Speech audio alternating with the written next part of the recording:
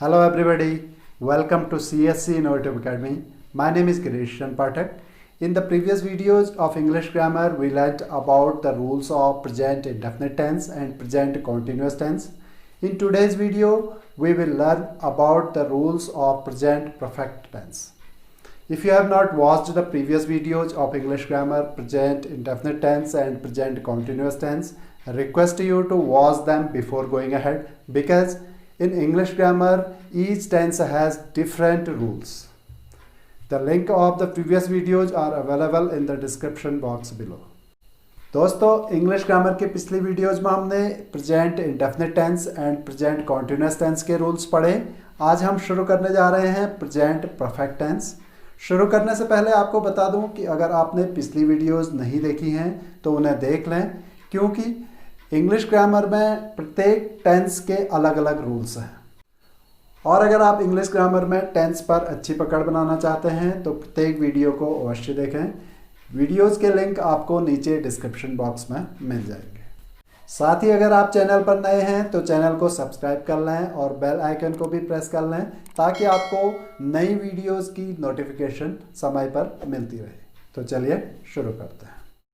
Present perfect tense का प्रयोग ऐसे एक्शंस के लिए होता है जो तुरंत समाप्त हुआ है, जैसे he has written a letter, we have won the match, he has cut his finger. इस टेंस का प्रयोग ऐसे पास्ट एक्शंस के लिए होता है जो प्रेजेंट टाइम में जारी हैं, अर्थात जिसका प्रभाव प्रेजेंट टाइम में भी जारी है। जैसे he has cut his finger, उसने अपनी अंगुली काट ली है, अर्थात खून बह रहा है। इस वाक्य से पता चलता है कि कार्य पास्ट में हुआ है, लेकिन उसका प्रभाव वर्तमान में भी जारी है। प्रेजेंट परफेक्ट टेंस के पहचान की बात करें तो इनके वाक्यों के अंत में चुका है, चुकी है, चुके हैं, या है, ई है, ये हैं आदि शब्द आते हैं। अफर्मेटिव सेंटेंसेस के स्ट्रक्चर की बात करें तो सबसे पहले सब्जेक्ट, फिर सब्जेक्ट के बाद हैज़, हैव, फिर वर्ब की थर्ड फॉर्म, फिर ऑब्जेक्ट का यूज होता है।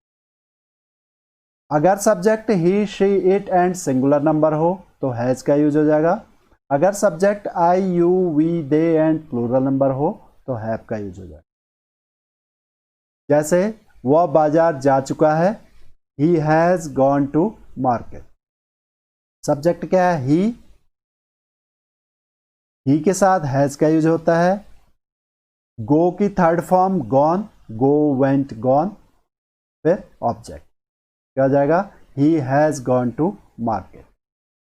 सीता गाना गा चुकी है, सीता सिंगुलर नंबर सब्जेक्ट है, सीता के साथ पे हैज का यूज हो जाएगा। क्या हो जाएगा? सीता हैज, सिंग की थर्ड फॉर्म संग, सिंग, सैंग, संग। क्या हो जाएगा? सीता हैज संग अ सॉन्ग। नेक्स्ट, मैंने समाचार पत्र पढ़ लिया है। आई के साथ हैव का यूज होगा। I have read the newspaper. Read की तीनों फॉर्म्स की स्पेलिंग सेम रहती है, लेकिन जब इसे आप फर्स्ट फॉर्म रीड करोगे तो रीड, सेकंड फॉर्म और थर्ड फॉर्म में रेड प्रोनाउंस किया जाता है। क्या हो जाएगा? I have read the newspaper. Next, रेलगाड़ी अभी पहुंची है। द ट्रेन के साथ पे हैज का यूज हो जाएगा। The train has just arrived. Negative sentences की बात करें तो सब्जेक्ट के बाद हैज़ नॉट, हैव नॉट, फिर वर्ब की थर्ड फॉर्म, फिर ऑब्जेक्ट। अगर subject he, she, it and singular number हो तो हैज़ नॉट का यूज होगा।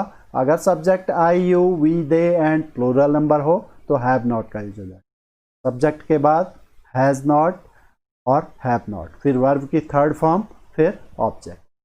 जैसे जेम्स ने अभी तक अपना गृह कार्य नहीं किया है। जेम्स सिंगुलर नंबर सब्जेक्ट है तो इसके बाद हैज़ नॉट का यूज होगा।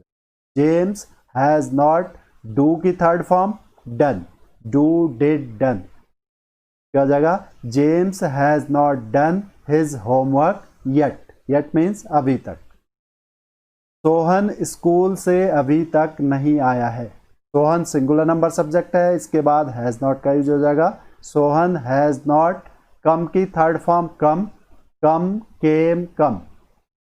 क्या हो जाएगा? Sohan has not come from school yet. आपने अभी तक मुझे अपना नाम नहीं बताया है। यू के साथ have not, you have not. Tell की third form told, tell, told, told. You have not told me your name yet. उन्होंने अपना नाश्ता नहीं किया है। उन्होंने, दे के साथ हैव नॉट। टेक की third form taken, take, took, taken. They have not taken their breakfast. इसके बाद इंट्रोगेटिव सेंटेंसेस पे। इंट्रोगेटिव सेंटेंसेस दो प्रकार से बनाए जाते हैं। एक तो जिसका आंसर यस और नो में एक्सपेक्टेड हो, जैसे क्या माँ खाना पका चुकी है? इसका आंसर होगा यस और नो में। यानी कि जो सेंटेंस क्या से शुरू हुए हों तो ऐसे सेंटेंसों में सबसे पहले हैज, हैव का यूज हो जाएगा। अगर subject he, she, it and singular number हो तो हैज आ जाएगा। अगर subject I, you, we, they and plural number हो तो हैव का यूज करोगे। सब्जेक्ट के बाद वर्ब की थर्ड फॉर्म, फिर ऑब्जेक्ट। क्या माँ खाना पका चुकी है?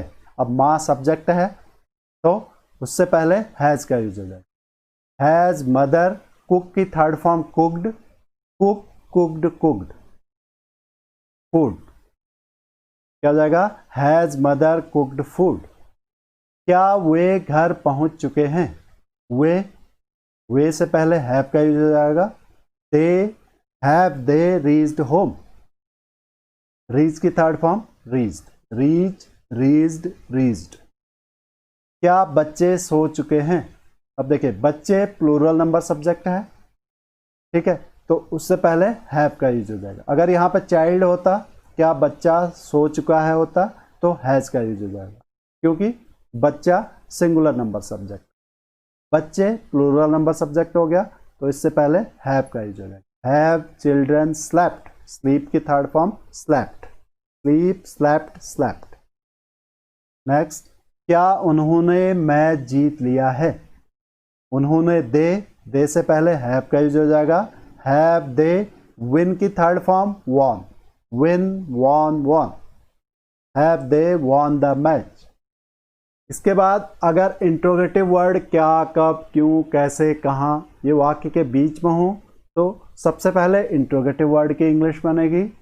इसके बाद सब्जेक्ट के अकॉर्डिंग हैज, हैव का यूज करोगे। अगर subject he, she, it and singular number है तो हैज का यूज होगा। अगर subject I, you, we, they and plural number हो तो हैव का यूज हो जाएगा। सब्जेक्ट के बाद वर्ब की थर्ड फॉर्म, फिर ऑब्जेक्ट। वह आज स्टेशन क्यों गया है? अब देखिए, क्यों इंट्रोगेटिव वर्ड है जो वाक्य के बीच में है, तो सबसे पहले इंट्रोगेटिव वर्ड की इंग्लिश बनेगी।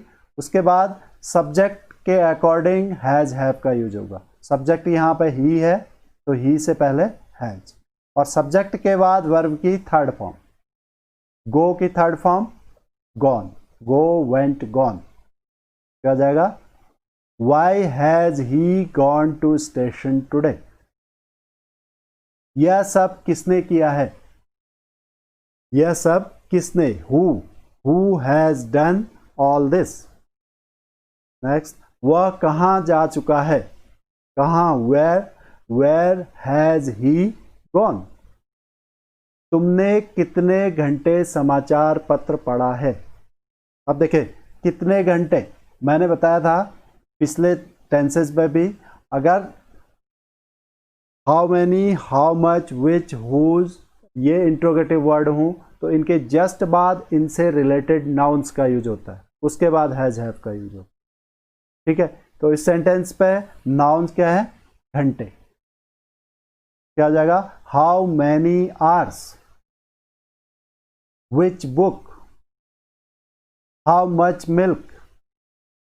तो how many, how much, which, whose इनके बाद इनसे रिलेटेड नाउन्स का यूज होता है। उसके बाद हैज, हैव, फिर सब्जेक्ट, फिर वर्ब की थर्ड फॉर्म, फिर ऑब्जेक्ट, ठीक है। तो क्या हो जाएगा?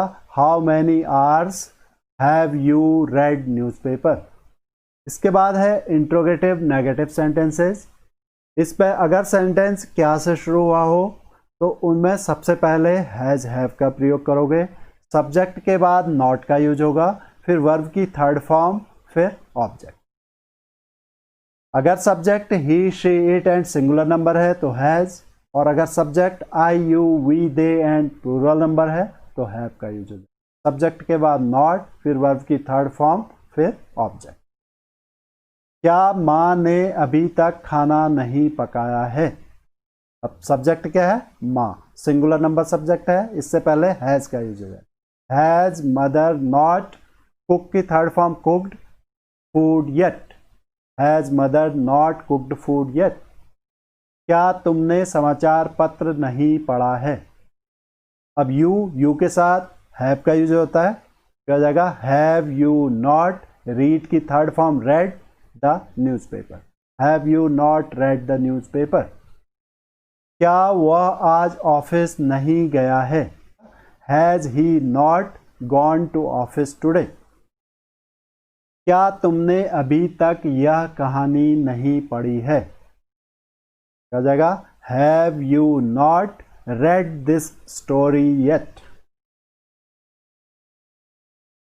और अगर इंट्रोगेटिव वर्ड वाक्य के बीच में हो और नहीं भी हो सेंटेंस पे, तो ऐसे सेंटेंस में सबसे पहले इंट्रोगेटिव वर्ड की इंग्लिश आ जाएगी, उसके बाद सब्जेक्ट के अकॉर्डिंग हैज़ हैव का यूज करोगे। अगर subject he she it and singular number हो तो हैज़ का यूज होगा।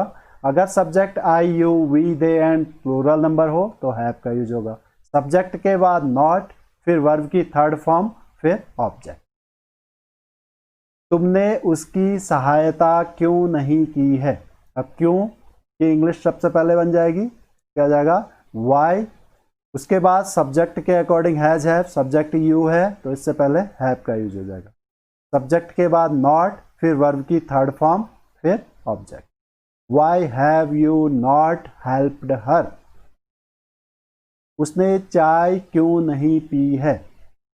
Y has he not drink की third form drunk. Drink, drank, drunk. Why has he not drunk tea? वे अभी तक क्यों नहीं सोए हैं? क्या हो जाएगा? Why have they not slept yet?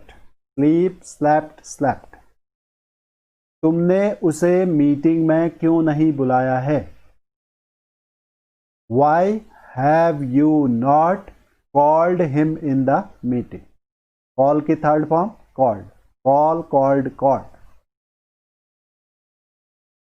इसके बाद प्रेजेंट परफेक्ट टेंस के साथ पास्ट टाइम एक्सप्रेसिंग वर्ड जैसे last year, last week, last month, yesterday, the other day, ago, etcetera का प्रयोग नहीं होता है। जैसे I have seen him last year is incorrect sentence. The correct sentence is I saw him last year. He has arrived last week is incorrect sentence. The correct sentence is he arrived last week. यानी कि जिन sentences पर last year, last week, last month, yesterday, the other day, ago, etc. का प्रयोग होगा वो present perfect tense पर नहीं बनेंगे, वो past indefinite tense में बनते हैं। ठीक है। और ऐसे adverb and adverbial phrases ever, never, always, often, already, yet, just, lately, recently, so far, up to now, since, for, etcetera का प्रयोग प्रेजेंट परफेक्ट टेंस में किया जाता है। जैसे ही केम रिसेंटली, अब रिसेंटली का यूज होगा तो ये प्रेजेंट परफेक्ट टेंस में बनेगा। He came recently is incorrect sentence. The correct sentence is he has come recently. He did not go yet. Incorrect sentence. The correct sentence is he has not gone yet. तो ये था present perfect tense. आज के video में इतना ही, मिलते हैं अगले वीडियो।